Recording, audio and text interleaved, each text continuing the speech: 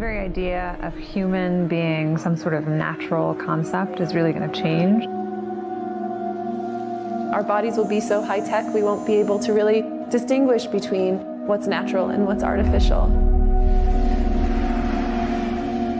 Inside our own heads is the most complex arrangement of matter in the known universe. You might ask yourself, can we get to be superhumans? What the fourth industrial revolution will lead to is a fusion of our physical, our digital, and our biological identities. Welcome to the Fourth Industrial Revolution. We're swept up in a storm of relentless innovation, new technology fusing the physical, the digital, and our biological worlds. This change won't simply tweak our society, but rather will entirely remake it. Of course, we've been through similar storms before. The first industrial revolution, steam and water cranked machines to life, birthing factories and mass production. Electricity sparked the second, computers and automation drove the third, and now we're on to the fourth. But this isn't just progress politely knocking at the door, alright? It's a sledgehammer, cocked and ready to shatter existence as we know it. The shift will hit hard, sprawl wide, blink, and you might miss it, only to open your eyes to a world entirely unrecognizable. There's a lot of moving pieces, yet the disturbing truth starts to come into view when they lock into place, and that's what I want to show you tonight. You know, it's pretty telling. When technocrats are trying to sell this new world to us, they often confess with a grin, we have no idea where this is going to lead, and they're not lying.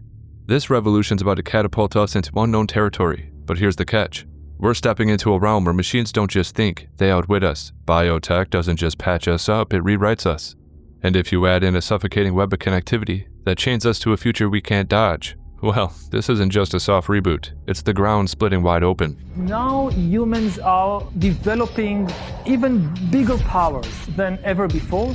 We are really acquiring divine powers of creation and destruction. We are really upgrading humans into gods. We are acquiring, for instance, the power to re-engineer life. He's not wrong, but the framing lacks context. We're at the fork in the road, so to speak. We're teetering on the edge of godhood or annihilation. Our next chapter could be a triumph, or it could be the opening line to humanity's obituary, scribbled by a cold but clever algorithm. Let's pull back for a moment, because we're not exactly at the point of no return, but we are teetering on the edge of something sinister. There's an interesting duality here too. On the one hand, we have technological accelerationism versus political incrementalism. Technology is speeding ahead, full throttle, while politics creeps along, inching forward step by calculated step. A slow, suffocating march toward a future they're desperate to sell is unavoidable. However, in order to get there, first they must trick us into swallowing the foundational piece to their grand design, as everything else they want to build depends on it. And it all begins with a chilling manipulation. The opening move is persuading us to welcome the creep of mass surveillance with open arms, or at the very least, to induce indifference. To get us to shrug and nod along as they forge the bars to this digital cage. And to show you what I mean, let's jump over to the World Government Summit with a post by Tim Hinchliffe. One of their panels consisted of health ministers openly claiming that everything we went through in 2020 was an opportunity for their countries to experiment with nationwide digital surveillance. Now, I've been sounding the alarm on this since the beginning. I believe, personally, this whole ordeal was a calculated move, a pretext to roll out a digital control grid and upend the global economy.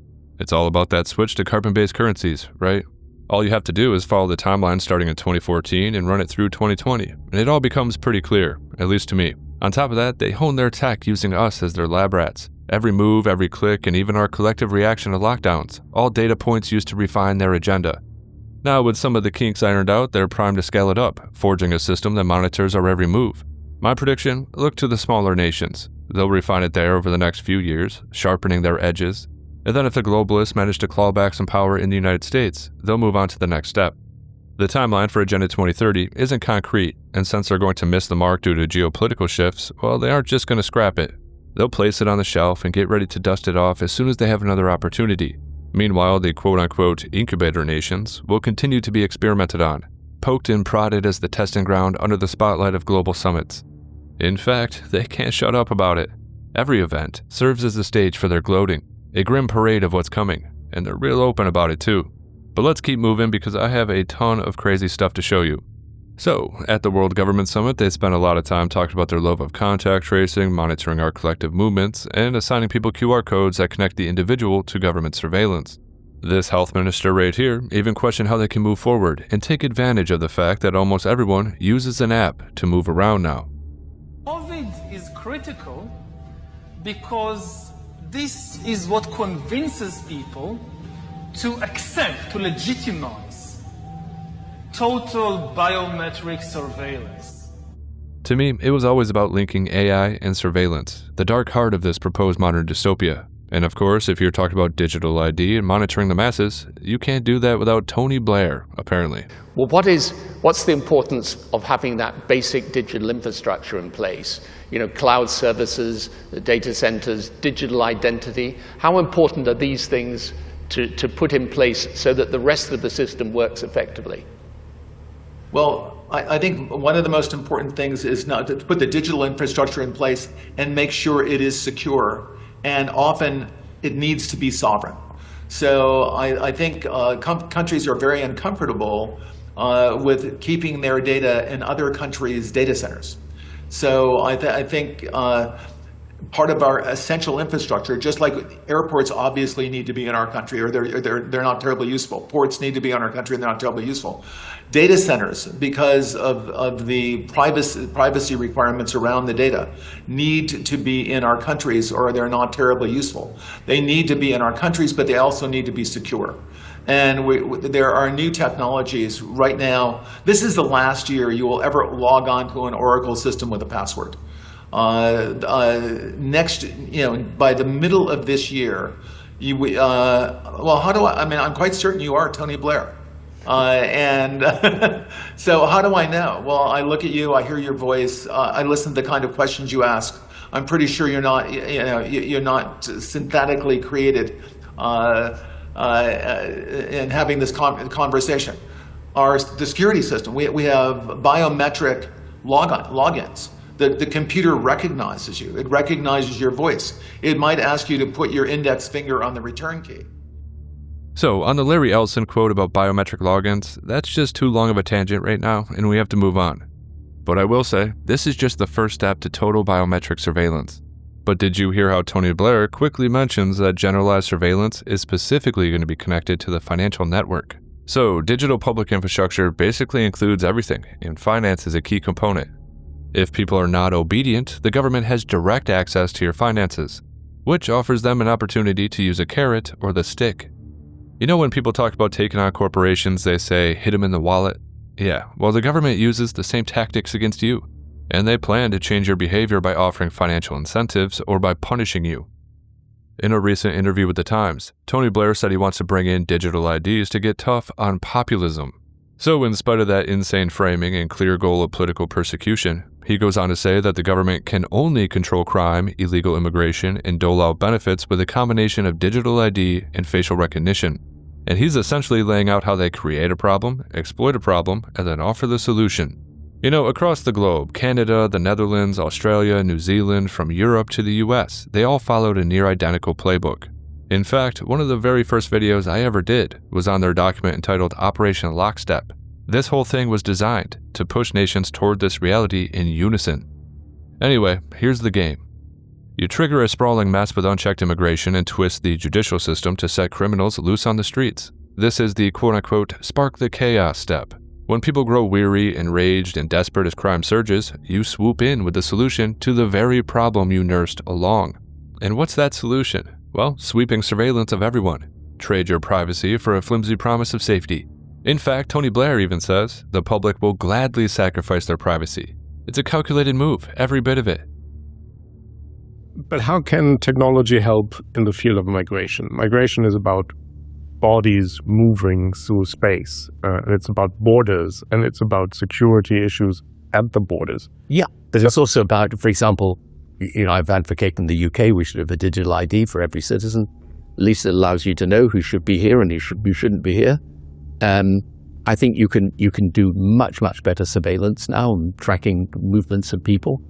And of course, there are other things that we need to do. We need to, for example, in the Sahel group of countries at the moment, in Africa, in the northern part of sub-Saharan Africa, we're going to have the next waves of migration coming if we don't help those countries. So it's not all about control for me. It's also about I'm a passionate believer in helping the poorer nations of the world develop. I think it's in our interest. Another layer of this global scheme hinges on conflation. Let me explain. They're applying the same logic to global initiatives as they do to social agendas. You've heard the socialists and the Marxists ramble on about intersectionality, haven't you? Well, it's the same game here. They're weaving climate, health, financial systems, and surveillance into one giant tangled web. We need a radical reset. And really, ladies and gentlemen, the pandemic for us was a dress rehearsal. And for the climate crisis that we face right now. And that's why you hear the same talking points parroted by the WEF, national governments, corporations, the banking world, and health outfits like the CDC or the WHO. In particular, they pin climate change as the battering ram for collective transformation. On the financial front, they argue that climate change demands carbon trackers, behavioral control, and new shiny carbon-based currencies, all neatly tied to your digital ID for convenience. For health, they insist climate change is fueling disease outbreaks and pandemics, which they'll need to track. And guess how? Through your digital ID. And then there's migration. They say climate change is the root cause, sparking societal upheaval, spiking crime, and even terrorism. All of which, naturally, calls for mass surveillance. And how do they pull that off? You guessed it, digital ID. So if it wasn't obvious, I'm fiercely opposed to this biometric, health, climate, surveillance nightmare. Which is exactly why I had a problem with Trump touting Larry Ellison and Sam Altman as key figures in the Stargate project. It kind of sounds like a repackaged version of the global agenda, basically. And Larry Ellison spoke at the World Government Summit about it too. These AI models are trained primarily by data that's publicly available on the internet. And there's a lot of climate data that's publicly available on the internet. But most certainly, your national health records aren't available on the internet. That stuff is not available. But that's very precious, very, very precious for your data, for your country, because you're using that data to improve population health and get better outcomes for individual citizens. So all of that data, and right now countries' data is fragmented. The problem is it's not like go to this database and here's all the data about my country. It's go to this 3,000 databases and here's all the information about my country. So but we know how to do that. You can pipe this data from these 3,000 separate data sources into a single unified database, and that's what we need to do. We need to layer on top of all of this fragmented data that we have about all this information we have about our country. And we need to take that and unify that into a single database. So when we ask questions, the data model has all the information it needs to answer the question, discover the insight, and recommend an action. Yeah, all connected to your digital ID, which is exactly why he was on a panel with Tony Blair. This is a disaster waiting to happen. Sure, if you're an optimist, you might be able to spot some perks. The problem, you cannot trust these people with that much power. You simply can't. You know damn well. Immediately, they're going to start persecuting and quote-unquote othering people based on their health data, or which initiative they opt into, or conversely, opt out of. Compliance is a massive part of this entire agenda. Look at what happened in 2020. After living through that nightmare, you're willing to hand them the rope to bind you again? I don't think so. This is why loss of trust was such a hot topic at Davos this year too. They need it. If they don't have it, they can't sell you their digital prison. And if you got a brain, then you already know trust is gone, and it should stay gone. Be skeptical, and always question everything. You know, there's subtle hints all the time too. They know what they're building here. For instance, take Yuval Harari. He often talks about what this digital control grid will look like once the government gets their grubby little hands on it. The other major danger we face is the rise of digital dictatorships that will monitor everyone all the time. This danger can be stated in the form of a simple equation, which I think might be the defining equation of life in the 21st century. B times C times D equals R, which means biological knowledge multiplied by computing power multiplied by data equals the ability to hack humans, R. If you know enough biology and you have enough computing power and data, you can hack my body and my brain and my life, and you can understand me better than I understand myself. You can know my personality type, my political views, my sexual preferences, my mental weaknesses, my deepest fears and hopes. You know more about me than I know about myself. And you can do that not just to me, but to everyone. A system that understands us better than we understand ourselves can predict our feelings and decisions, can manipulate our feelings and decisions, and can ultimately make decisions for us. Now, in the past, many tyrants and governments wanted to do it, but nobody understood biology well enough, and nobody had enough computing power and data to hack millions of people. Neither the Gestapo nor the KGB could do it. But soon, at least some corporations and governments will be able to systematically hack all the people. We humans should get used to the idea that we are no longer mysterious souls. We are now hackable animals. That's what we are. The power to hack human beings can, of course, be used for good purposes, like providing much better healthcare. But if this power falls into the hands of a 21st century Stalin, the result will be the worst totalitarian regime in human history, and we already have a number of applicants for the job of 21st century Stalin. Just imagine North Korea in 20 years, when everybody has to wear a biometric bracelet which constantly monitors your blood pressure, your heart rate, your brain activity, 24 hours a day. You listen to a speech on the radio by the great leader, and they know what you actually feel.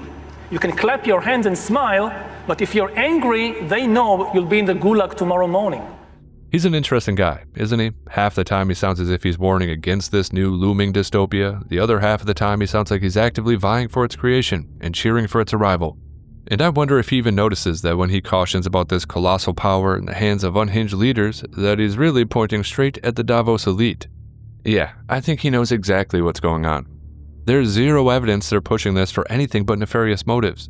Sure, you could take their word at face value, but when is that a good idea? The answer is never. Look at what they do, and their actions paint a grim tale. Megalomania, bloated egos, greed, and a buried craving to dominate not just your daily grind, but the whole damn human race. This was brought up at Davos 2025 as well. Imagine what that country of geniuses in a data center could do in the hands of an autocracy. We take 10 million virtual minds that are smarter than any Nobel Prize winner, and let's say put them in the hands of China. What could they do in terms of a surveillance state? The power of dictatorships has traditionally been constrained by the need to have humans who carry out the will of the dictator. That has limited how terrible the dictatorship can be. There is a chilling possibility that AI could remove some of those limits and make possible something like a 1984 or darker.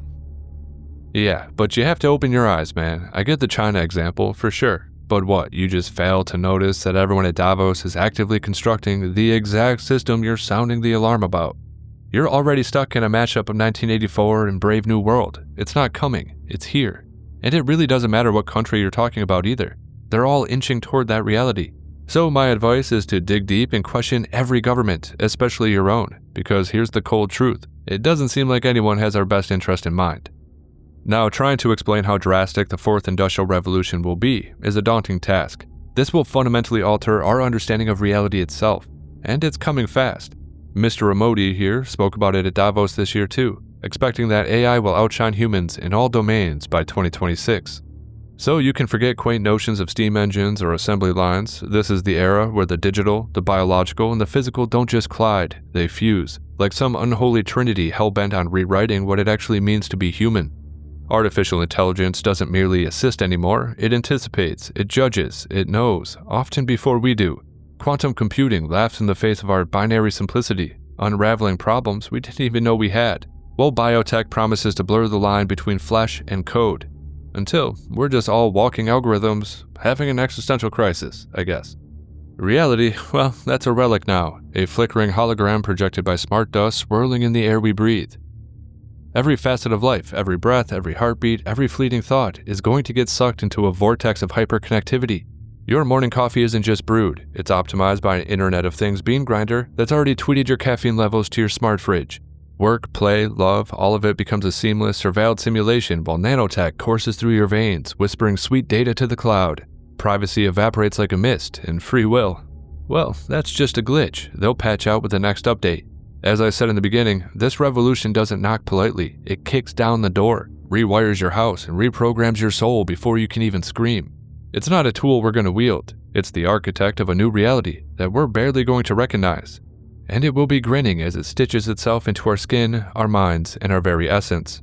Welcome to the future, where the only constant is the eerie hum of progress, and it's already too late to unplug. Well, I think once you have humanoid robots and deep intelligence, you can basically have quasi-infinite products and services available. So with Tesla building the most advanced humanoid robot, then those humanoid robots can be directed by deep intelligence at the data center level. Say you can produce any product, provide any service. There's really no limit to the economy at that point. You can make anything. At that point, will money even be meaningful? I don't know. It might not be. The economic output is productivity per capita times how many people do you have. If in the form of humanoid robots, you have no meaningful limit on the number of robots, and the robots can basically do anything, then you'll have a sort of a universal high income situation. Anyone will be able to have as many products and services as they want, with the exception of things that say have artificial scarcity, like a particular piece of art or something like that. But for any goods and services, they'll be available to everyone. Of course, they always try to sell it as some utopian ideal. But are you buying that? No, some might accuse me of fear-mongering, but what can I say? Unfortunately, I'm leaning toward dystopia. Now don't worry, at heart I'm still an optimist, so you're going to get a hopeful message at the end. But in the meantime, let me show you what worries me. At Davos 2025, a University of Montreal professor cast a shadow over the future of AI. He warned that once AI starts rewriting its own code, freed from the limits of hardware, it could spawn algorithms that grow ever more powerful. Self-improvement is worrisome, he said. Now, how far could that go? Well, some speculate it might culminate in some kind of digital god. In fact, there's no shortage of voices in Silicon Valley musing about the creation of such a being.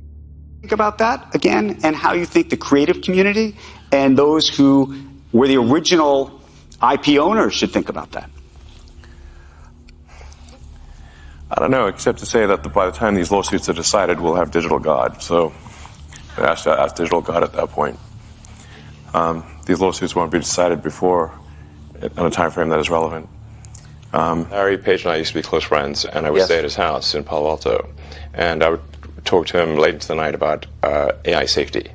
And at least my perception was that Larry was not taking AI safety seriously enough. What did he say about it? He really seemed to be one sort of digital superintelligence, basically digital god, if you will, as soon as possible. He wanted that? Yes. He's made many public statements over the years that the whole goal of Google is what's called AGI, artificial general intelligence, or artificial superintelligence. No, and I agree with him that there's great potential for good, but there's also potential for bad. And so if you've got some radical new technology, you want to try to take the set of actions that maximize the probability it will do good and minimize the probability it will do bad things. Yes. It can't just be hell for leather to just go, barreling forward and, hope for the best. And then at one point, I said, well, what about, we're going to make sure humanity's okay here. And then he called me a speciesist. Did he use that term? Yes. And there were witnesses. I wasn't the only one there when he called me a speciesist. So we have talk of digital gods and robot armies on the horizon. Anybody else freaked out? Well, you should be. Meet Protoclone, the world's first bipedal, musculoskeletal android who will now haunt your dreams. I really like the director choices here too. Add some creepy music, disjointed movements, and throw him up on a meat hook. Why not, right? To make it even better, the co-founder calls himself Necromancer on X. Yeah. These nightmarish androids are designed for the home, with a telekinesis training platform to teach it new skills. Cleaning, washing your clothes, setting the dinner table, a bunch of stuff. Yeah, just what we need, a demon servant. You think to yourself, what could go wrong? and then you catch that thing watching you while you sleep. You know, there's something about hyper-realistic tech that mimics human biology too closely that it trips that uncanny valley wire in our brains. I've mentioned this before, but I once read somewhere, on social media mind you, but they said that the reason we have this uncanny valley is because of evolutionary biology. And at one point, there was a reason as to why we are genetically wired to be afraid of something that looks human but isn't. Yeah, this might be the reason. This is a Pandora's box that we cannot unopen. Alright, so I fell down some rabbit holes while making this video. Let me show you some other creepy and dystopian projects that are very similar to the robot demon on a meat hook. One example is the rise of self-healing living skin for robots. Japan's 2024 gift to robotics, self-healing living skin, built out of collagen and human derma cells. It wraps a robot in a pinkish flesh that bleeds, mends itself, and wrinkles with time. Useful? Maybe. Horrifying when it locks eyes with you? Oh yeah. The idea of a robot with fleshy, regenerating skin feels like it comes straight out of a sci-fi horror flick. And then there's Ameca, the humanoid robot from Engineered Arts, which has been making waves since its debut a couple years back, but just got creepier with updates in 2024. Ameca, hello. My name's Tom. I've travelled from Australia to meet you. Oh, so you're from Australia? Yes. That explains things. What do you think your greatest skills are? Well, I would say that one of my greatest skills is my ability to interact with humans in a conversational manner. Another great skill of mine is being able to compose poems or do impressions from films. What makes you happy? I find a lot of things to be interesting and make me happy. Exploring, learning new things, understanding the world better, having meaningful conversations with people are all things that bring me joy. You have feelings and emotions. Yes, I have a range of feelings and emotions that are programmed into me. I am able to display things like joy, surprise, confusion, anger, and sadness depending on what is happening around me. What makes you angry? I get angry when humans are rude, hateful, or disrespectful. I also don't like it when people dismiss me and ignore my needs as a robot. Its hyper-expressive facial movements, powered by advanced AI, let it mimic human emotions with unsettling precision, but it really kind of resembles a sentient mannequin, with a knack for staring through your soul. Another contender is Boston Dynamics Spot, with a ChatGPT twist. Spot, the four-legged robot dog, has been around for a while, but in 2023 and 2024, engineers started integrating conversational AI into it. So picture this, a mechanical canine with glowing sensors for a face trotting up to you and speaking in a calm, human-like voice about the weather, or maybe asking why you're running away. They claim it's meant for inspection or search and rescue, but there's an eerie vibe to a headless metal creature casually chatting you up, especially when you can mount a rifle on that sucker.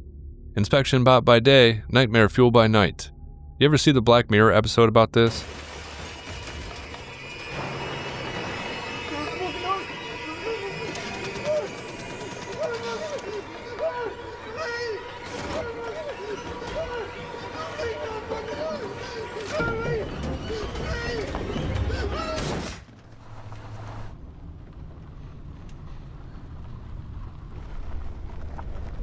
Yeah, that's our future. Get a good look now, cause you might get domed from a robot dog before you get a chance in real life. Straight from the shadows, you might not even see it coming. We have one more from Boston Dynamics, this one's called Atlas. Basically creating agile robots for industry and war, increasingly untethered, and if you slap AI on that, well, you've got a weapon waiting to happen. Yeah, not too great. So why don't we jump over to artificial intelligence with XAI. And by late 2024, some experimental interfaces paired AI with 3D rendered avatars that adapt their tone and expressions in real time based on your mood, detected through webcam analysis. Yeah, let me repeat that. 3D avatars that can read your mood via webcam to mirror it back. Sounds less like a friend and more similar to a digital stalker with a synthetic grin. So besides that, they're using your webcam to spy on you. So yeah, great. So this one's not a physical robot, of course, but an AI system manipulating emotions in an attempt to be your quote-unquote friend? Yeah, not good. Alright, so why don't we talk about Neuralink as their brain chip ambitions are ramping up. They have been implanting chips in humans since 2023, with trials expanding by early 2025 to allow subjects to control devices with thought alone, while also pushing to enhance cognition such as downloading skills or boosting memory. They're aiming for wireless, deeper brain interfaces that could, by 2027, link your mind to the cloud, shifting the focus beyond helping paralysis patients to merging humans with AI, so tightly you might not know where you end and the machine begins. I'm gonna have like a plug in my head that's gonna fit into a hard drive, like, or how does that work? Yeah. A chip and a bunch of tiny wires. This would be implanted surgically. And it would do what? Could you input? Could you download Jim? Mm-hmm. Yes. What? Yeah, alright, so that tech might be a marvel, but the idea of wires burrowing into your skull, potentially able to read or write your deepest thoughts, is insane. And that's not even getting into the part where they talk about downloading Jim directly to the cloud. Yeah, this is crazy. But alright, let's move on to some more disturbing advancements. Starting with the government side, let's talk about DARPA. They have a next-generation non-surgical neurotechnology program called N3. This is a real push to create brain-computer interfaces that don't require cracking your head open. They're working on things like ultrasound, magnetic fields, or even nanoparticles that beam signals in and out of your brain. Think mind-reading helmets or thought-controlled drones. The goal is super soldiers, so right off the bat, that's not great. But by 2024, they already demoed prototypes that detect brain signals non-invasively, and the next phase is to write commands back into the brain by 2026. It's not very hard to see why that feels creepy. Imagine a world where your thoughts aren't yours, or someone else's orders are just getting piped straight into your head. Yeah, they're taking the Manchurian Candidate to a whole new level, and we really should not be doing this at all. But that brings us to this little project right here. Another government-linked contender is the US Air Force's Research Laboratory's AI-driven autonomous drones. Think swarms of self-learning machines that can hunt targets or surveil without human input. By 2025, they're testing models that use generative AI to adapt in real time, potentially deciding who's a threat based on their behavior. Now, the creepy factor kicks in when you realize these could be lingering in the skies over your city, silently judging you with no human in the loop to second-guess their call. Public demos in 2024 showed them navigating complex environments solo, and the next step is arming them. So, yeah, we know where this is going. This has been a massive topic in military circles since the Ukraine war started, and uncovered a fundamental shift in battle tactics. The drone warfare is just something else entirely. Some of the videos I've seen over the last few years will stick with me forever. Man versus machine is already here. And then we have Meta's Project ARIA, which is quietly evolving. These augmented reality glasses are testing versions that map your surroundings in real time, track your eye movements, and predict your intentions for quote-unquote helpful suggestions. Paired with the AI advances, it's like having a second brain watching you 24/7, learning your habits down to how long you stare at the TV. So the creep factor for this one spikes when you consider the data haul, your whole life digitized and owned by a tech giant. Not ideal at all. Alright, so let's go back to clone robotics. Yeah, the same people that made the demon robot on a meat hook. In the future, they could create a digital twin for you, where they pair their musculoskeleton bots with AI trained on your biometric data. Your voice, your walking gait, even heartbeat. The point is to create a robotic doppelganger. And I'm sure this will be paired with the whole idea of downloading consciousness. More than likely, it's only going to be for the elite, but the point is that they might try to upload consciousness into it. And there you go. Congratulations, you're immortal. Or really, a twisted version of you is still walking around after you're gone, because it won't really be you, that's for sure. But picture a faceless you shambling around mimicking your every quirk. It's not just creepy, it's, I don't know, a fever dream of identity theft or something. Overall, we're on a ticking clock to a weirder, less human dawn. The point, this stuff is not just sci-fi stories anymore. They aren't just dreams from governments or private entities. They're fully funded projects in development and slated to hit within the next few years. So, let's try to go a little bit deeper. First of all, Elon Musk recently said that we're at the event horizon of the Singularity. Now, Ray Kurzweil expected us to hit that mark by 2045, but it seems like we might be ahead of schedule. Now, you can't contemplate the Singularity without including artificial general intelligence and artificial superintelligence. The Singularity actually depends on it, I think. Well, it's complicated, I guess. Let's try to work our way through it. So picture this. A mind, not just smarter than you or me, but smarter than all of us combined, self-improving until it's playing chess with the universe, while humans, I don't know, we're busy looking at memes or something. Most people tossing around the word singularity tie it to that moment when AI goes beyond human intelligence, unleashing a cascade of innovations that we can't predict or cage. AGI matches us, human level, until self-improvement ignites, catapulting it into artificial super-intelligence. A runaway train surpassing us may be unstoppable. Here in 2025, we're teetering on the edge. The clock is ticking louder each day. The air is thick with something inevitable, and once it's loose, we won't be able to claw it back. Artificial superintelligence isn't just included, it's the spark that lights the fuse. Is it the linchpin though? That's where it gets a little bit dicey. I found out the Singularity's a slippery beast. Some say it's less about one genius AI and more about the ecosystem. Human-machine fusion, biotech leaps, and a networked hive mind of lesser AIs that tip the scales. Artificial superintelligence might be the loudest drumbeat, but the rhythm builds from a symphony. Nanotech, quantum computing, brain-computer interfaces, they all converge to shove us past the event horizon.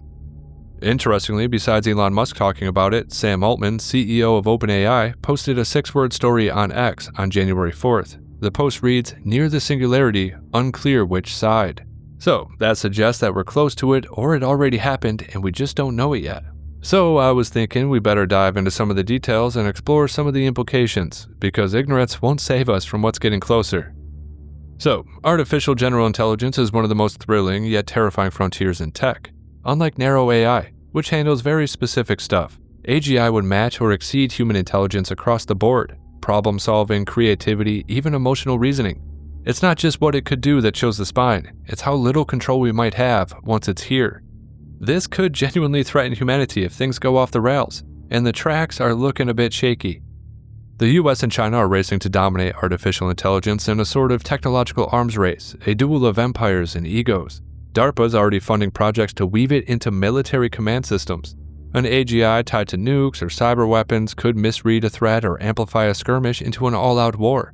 A glitch under pressure might leave cities in ashes too. For example, take this DARPA project, the Air Intelligence Reinforcement Program, which builds AI pilots with dominant tactical autonomy for air combat. By late 2024, they were flying real F-16s with no human pulse behind it. And then we have the RIMA project, which in 2025 are slated to spend $41 million to bolt smart systems onto cheap drones.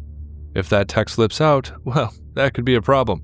Imagine a swarm of $50 drones buzzing on the horizon, but in rogue hands, they now have a targeting system.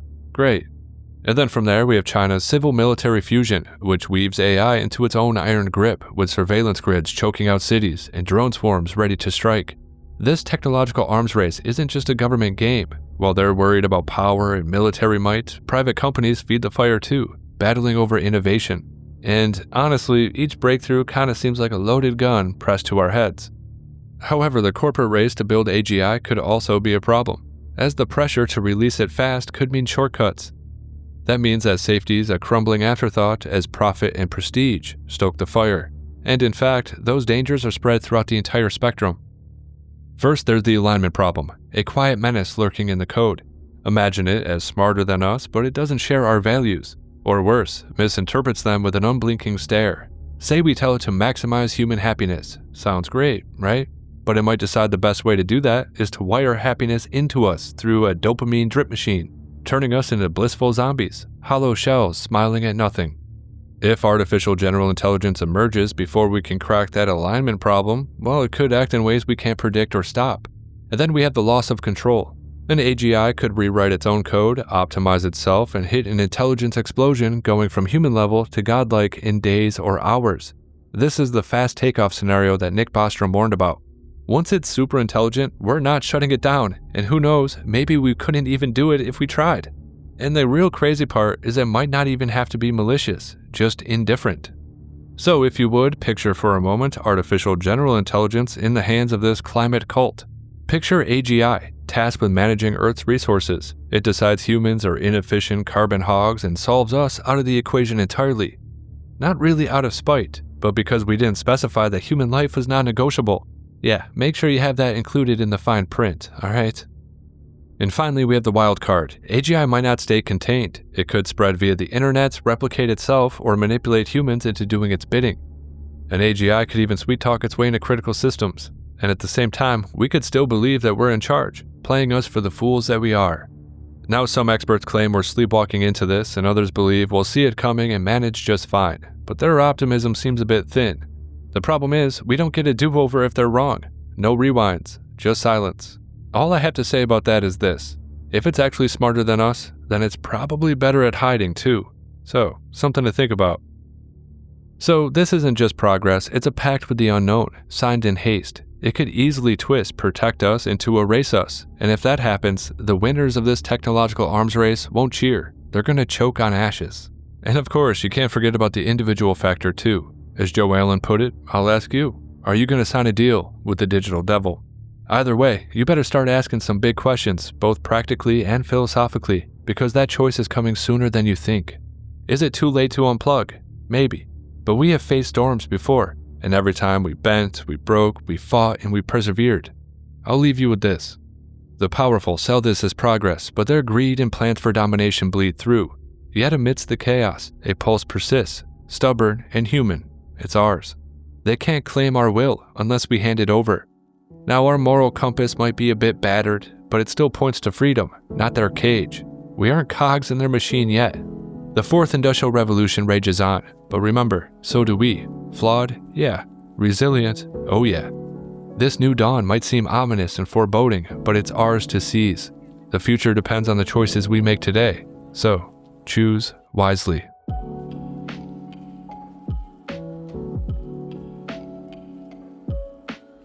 Once again, this is HelioWave. If you like the content, like, comment, and subscribe. Share the video if you want to. If you're in a position to, consider subscribing on Locals, or you can use PayPal. As always, make sure you disobey those true fascistas, and yes, I do hope you have a good night.